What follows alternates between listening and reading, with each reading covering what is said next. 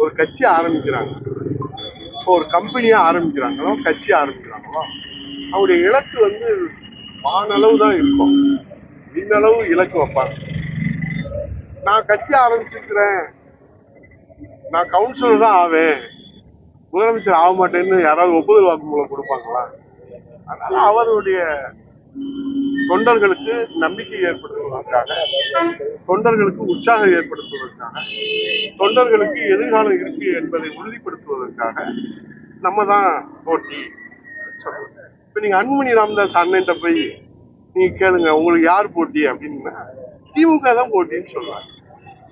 நீங்க தேமுதிக போய் மதிப்புக்கும் மரியாதைக்குரிய அந்நியார் கேப்டன் அவர்கள் விட்டு சென்ற அந்த கழகத்தை இந்த கண்ணை இமை காப்பது போல் கட்டி காத்து தொண்டர்களை வழிநடத்தி கொண்டிருக்கிறாரே, மதுரைக்கு பெருமை சேர்த்து அந்நியார் அவர் இடத்துல போய் கேளுங்க, அவங்க என்ன சொல்லுவாங்க? திமுக தான் எங்களுக்கு போட்டின்னு சொல்லுவாங்க. நாங்க என்ன சொல்றோம்? இப்படி திமுக போட்டின்னு சொல்ற கட்சிகள் எல்லாம் ஒண்ணு சேர்ந்தா திமுகவை வீழ்த்த முடியும். அது காலம் இன்னும் இருக்குல்ல.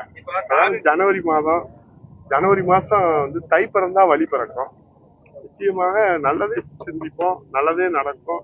நமக்கு என்ன, திமுக வீழ்த்தப்படணும், மன்னராட்சிக்கு முடிவுரை எழுதணும், மக்களாட்சி மலரணும், அதுக்கு எல்லாரும் வந்து ஒண்ணு சேரணும். இது ஒரு காமன் அஜெண்டா. திமுகவுடைய அஜெண்டா எதிரிகளை பூரா பிரித்தாளும் சூழ்ச்சிகளை செய்யணும், அவர்களை வந்து சிறுமைப்படுத்தணும், அதற்கு நம்ம உள்ளூருக்கு இருக்கிற புல்லுரிவுகளையே விலைக்கு வாங்கணும், அவர்களை ஆதரவு நிலைக்கு கொண்டு வரணும். இப்படி பல சூழ்ச்சிகள் அரசியல் சதுரங்கத்துல சூழ்ச்சிகள், சூதுகள், துரோகங்கள் எல்லாமே இருக்கும். அதெல்லாம் தாண்டி தான் ஒரு இயக்கம் வளரும். ஒரு இயக்கத்தை காப்பாற்றக்கூடிய தலைவர்கள் வழி நடத்துவாங்க.